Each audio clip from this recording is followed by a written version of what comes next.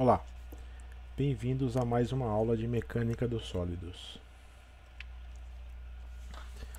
Nessa aula, vamos fazer uma aplicação prática no cálculo de deslocamentos de uma barra escalonada, como essa da figura, a partir do conceito de deformação. Então, eu tenho uma barra com seções variáveis de 580 milímetros quadrados e essa outra seção de 200 milímetros quadrados, com as forças que estão aplicadas, 150, 200 e 350 kN. Cada trecho onde estão aplicadas essas forças tem seus respectivos comprimentos. Eu poderia inclusive ter materiais diferentes em cada um desses trechos, mas no caso foi assumido um material de aço constante para toda essa barra escalonada. O objetivo final é determinar qual que é o deslocamento desse ponto da extremidade livre onde está aplicada a força de 150 kN. E para isso vamos usar o conceito de deformação normal e o respectivo deslocamento associado à deformação normal. Primeiro passo, como eu tenho uma barra com várias forças aplicadas no sentido axial, é preciso entender o que acontece em cada um dos trechos. Olhando à primeira vista, não é tão simples dizer quais são os trechos que estão tracionados ou que estão comprimidos. Vamos usar o método dos cortes ou o método das seções para fazer essa análise e entender como que as tensões normais ou os esforços internos se distribuem ao longo do componente entre os trechos AB, BC e CD que foram indicados.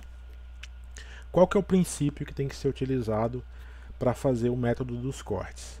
Eu tenho que caminhar ao longo da estrutura e verificar onde muda o carregamento. Então, por exemplo, entre os trechos C e D,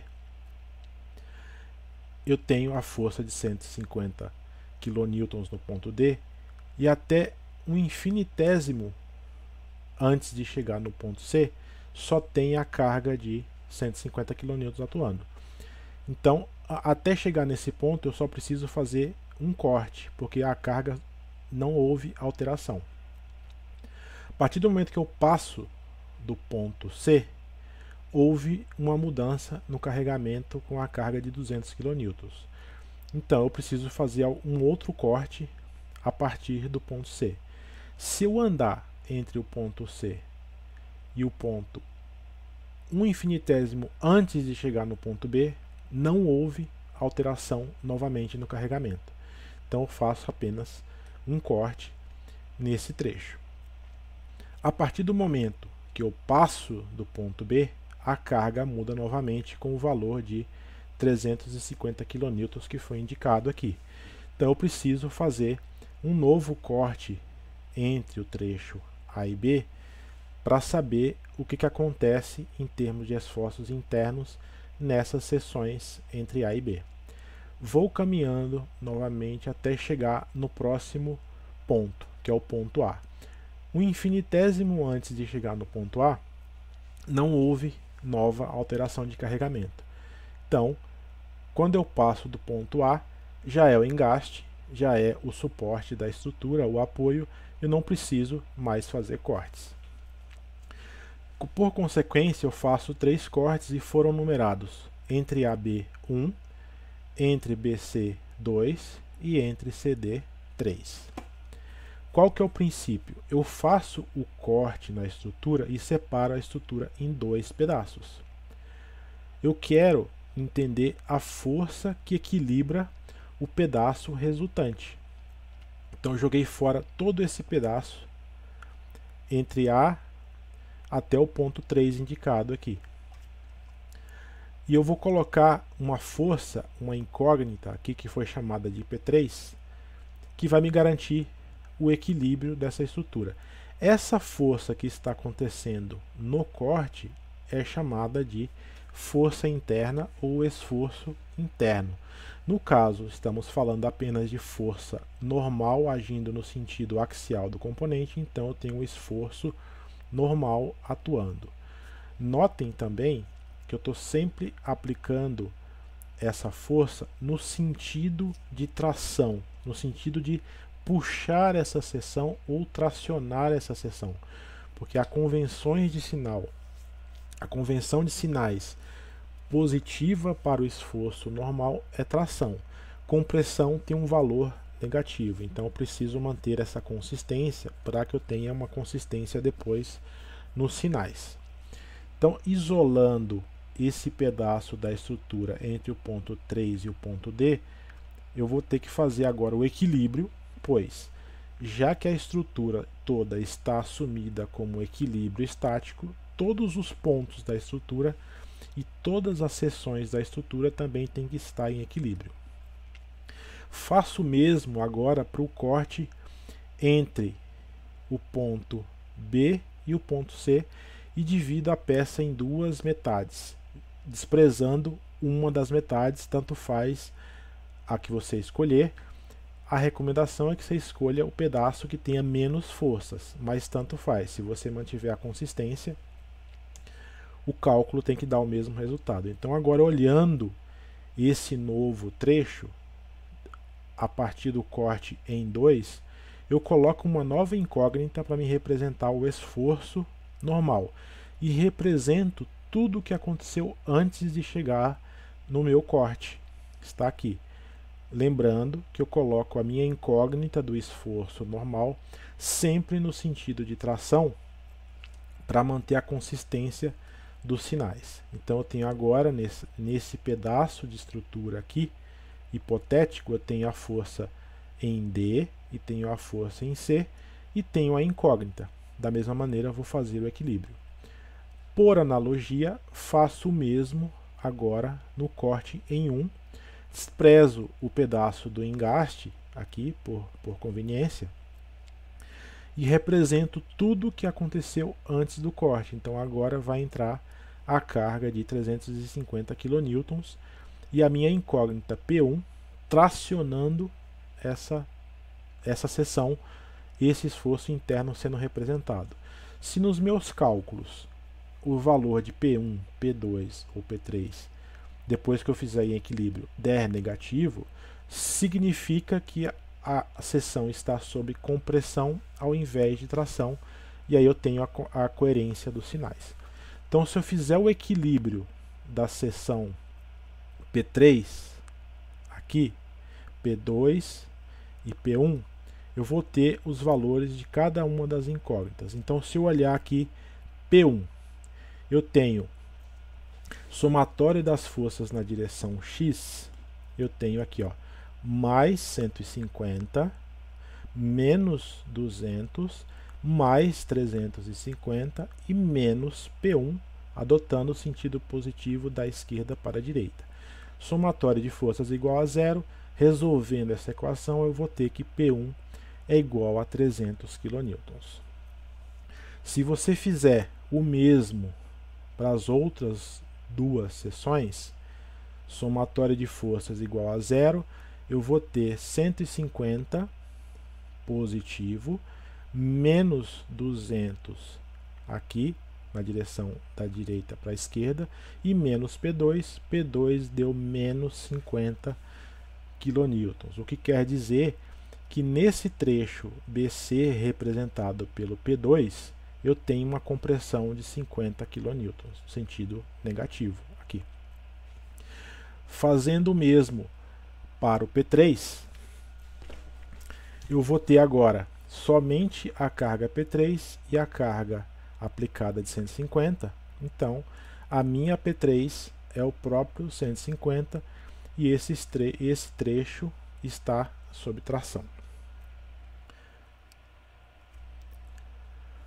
Bom, se eu olhar simplesmente os valores e as forças que foram aplicadas nos cortes, não é uma visão muito clara, muito conveniente para fazer análise das tensões e das deformações. Uma maneira que ajuda a visualizar o que está acontecendo no componente é através do diagrama de esforços.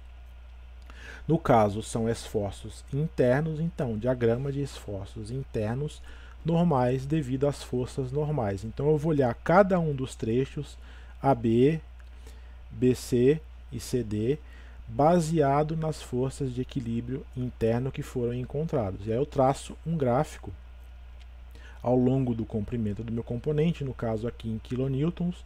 Então eu tenho a linha neutra aqui, representada pelo zero, a linha de tensão zero, acima lado positivo, para baixo lado negativo. Então positivo me representa tração e o negativo me representa a compressão. Então percebam que todo o trecho AB, representado pela seção 1 e pelo esforço P1, está submetido a 300 kN constantes aqui, positivo, ou seja, tração.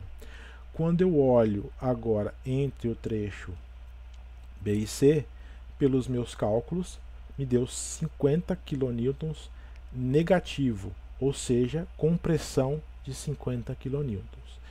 E nesse outro trecho aqui, CD, representado pela seção 3 aqui, eu tenho 150 kN de tração.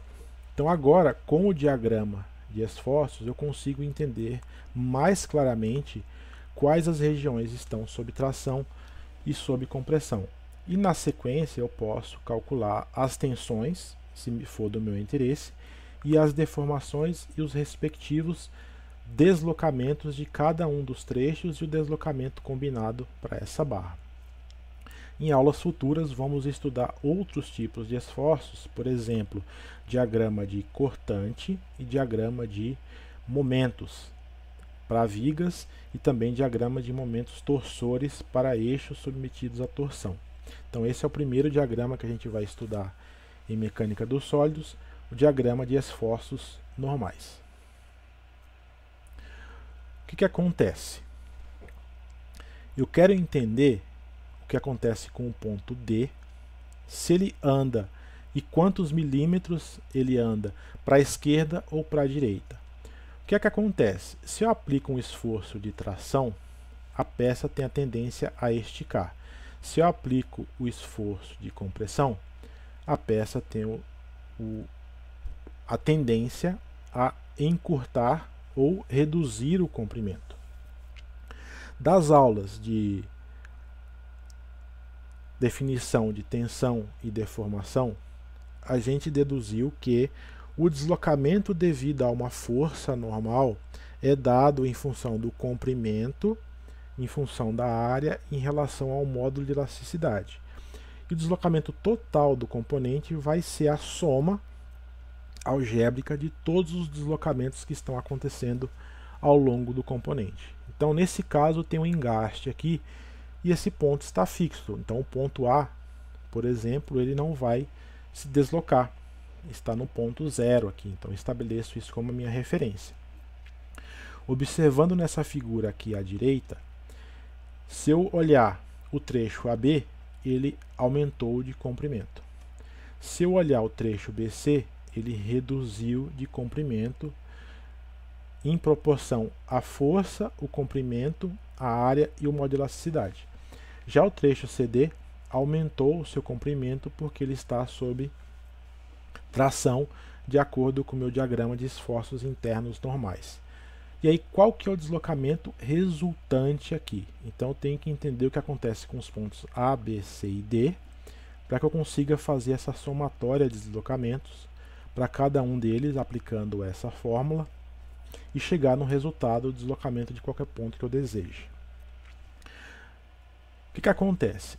É muito comum os alunos se confundirem ou não entenderem o que está acontecendo com essas deformações. Então eu vou tentar simplificar um pouco esse conceito aqui. Vamos pensar somente no trecho AB sofrendo um deslocamento arbitrário e aumentando de comprimento. Então veja que esse trecho AB se transformou nesse outro retângulo maior aqui, e tanto os pontos A e B se deslocaram. Eu quero descobrir o valor do deslocamento em B. Notem que, se não houvesse deformação, esse bloquinho aqui mais escuro teria se deslocado no valor ΔA, e o ponto B também teria se deslocado do mesmo valor ΔA, já que não houve deformação nesse ponto aqui. Porém, esse corpo se deformou de um ΔAB, porque eu estou falando do trecho AB. Como agora eu relaciono o deslocamento que eu quero, que é ΔB, com ΔA e ΔB?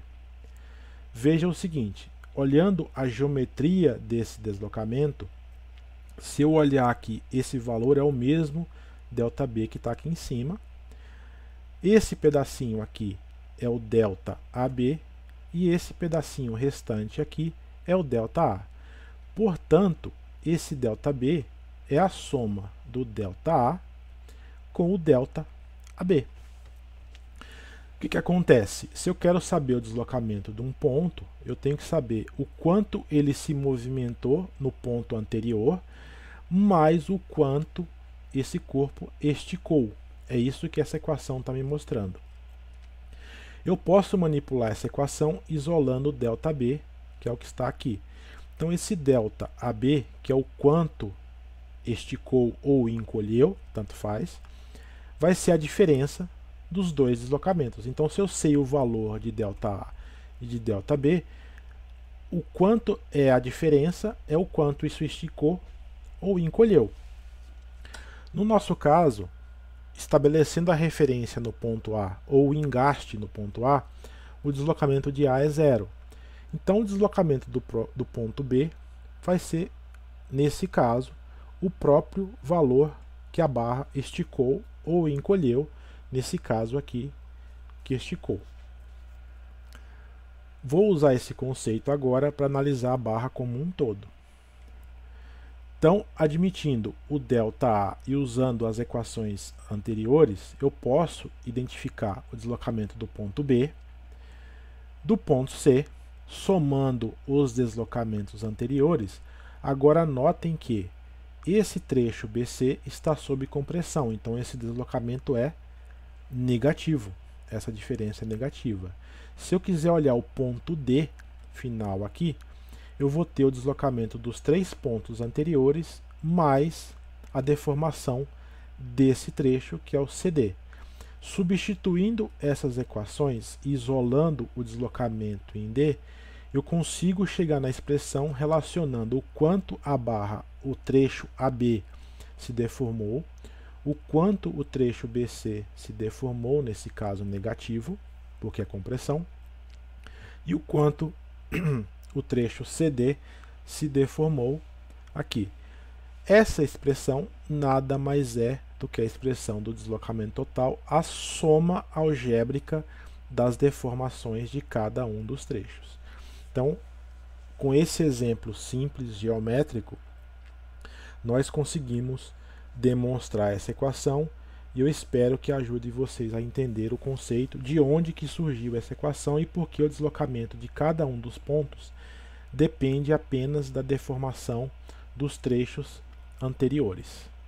Aplicando agora os valores do problema, foram dadas as áreas de cada um dos trechos, foram dados os comprimentos e eu tenho o meu diagrama de esforços normais. Então agora eu tenho que fazer esse somatório, olhando cada um dos 3 trechos com os respectivos sinais.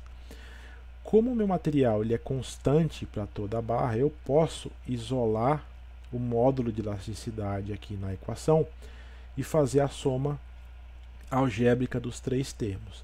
Aplicando aqui a força que está sendo aplicada, força vezes comprimento dividido pela área. Então eu tenho aqui no primeiro trecho 300 vezes 300, 300, já convertendo as unidades aqui para quilonewtons,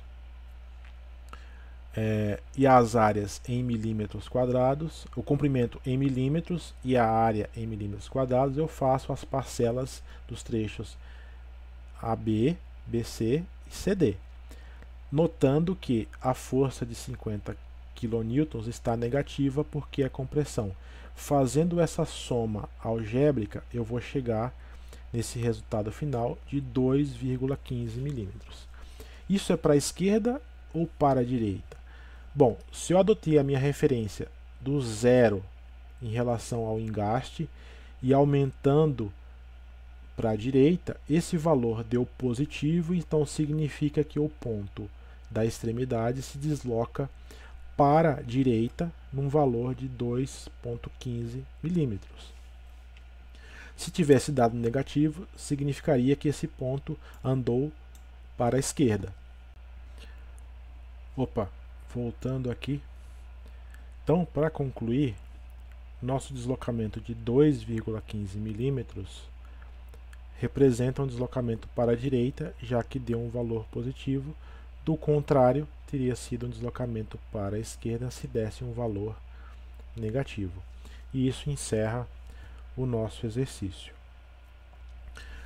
Você pode encontrar outros exercícios similares a esses, resolvidos e com respostas disponíveis nos livros indicados, ou qualquer outro livro que você desejar estudar esse assunto. Obrigado pela atenção, boas aulas e bons estudos. Até a próxima.